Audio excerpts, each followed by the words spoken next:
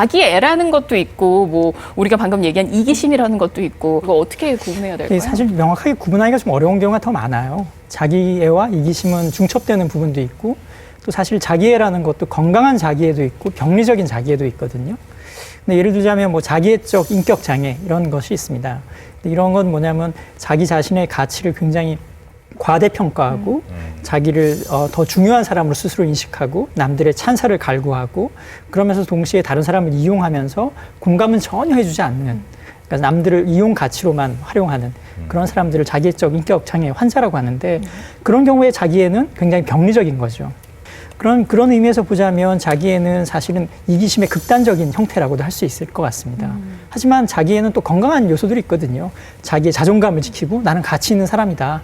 그래서 좌절을 겪더라도 나는 가치 있는 사람이기 때문에 이런 힘든 상황에서도 나는 잘 이겨낼 거야 하고 스스로의 힘을 주기도 하거든요. 중국집에 가서 여럿이 이제 뭘 시켜 먹는데 나는 내 짬뽕이 너무나 사랑스러워라면서 내 짬뽕만 국물 누구도 주지 않고 혼자 다 먹으면 그 정도는 자기애고 만약에 같이 시킨 그 공동 메뉴인 탕수육이 있는데 나는 탕수육을 먼저 남들보다 빨리 먹고 그 다음에 내 짬뽕을 먹겠다.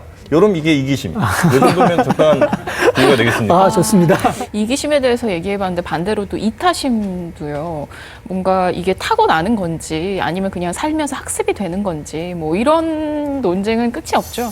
스미스 같은 경우는 이제 사실은 그 이타심이 본능적으로 존재한다고 생각은 했습니다. 그러니까 이기심이 아주 큰 우리 DNA에 이제 내재한 속성이고 이타심도 존재는 하지만 아주 그렇게 강하지는 않은 단지 이제 환경에 의해서 우리가 이제 DNA에 박혀 있으니까 이 그 언어프 시스템이라고 그래서 환경에 따라서 이게 이제 작동하기도 하고 이제 그렇지 않은 경우가 이제 생기는 거고 어쨌든 간에 스미스는 이 그 사회적인 우리 본능이 있다라고 하는 거죠. 그 사회적인 그 본능이 있어서 이 도덕심도 만들어내고 그런 것이 사회성, 협동성, 신뢰성을 만들어 간다라고 이제 하는 거죠. 연구에 의하면 생후 20개월 된 아이들도 남들이 힘든 걸 보면 도와주려고 하는 행동을 보이는 것으로 되어 있거든요. 그런 연구 결과들을 보면 이타심은 아주 잠재적일 뿐만 아니라 유전적으로도 계속 심어져 있는 요소인 것은 분명합니다. 그런데 왜 우리가 이타심을 발휘 못하느냐? 환경이 그것을 허락하지 않기 때문인 겁니다. 기본적인 생존이 어렵다. 이타심을 발휘하기 어렵거든요. 내 안전에 위험이 처해진다 했을 때 우리가 이타심을 발휘하기는 어렵습니다.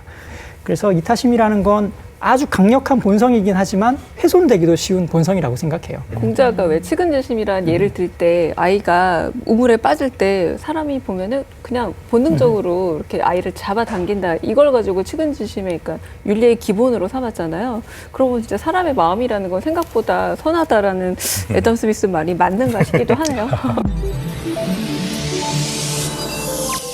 KBS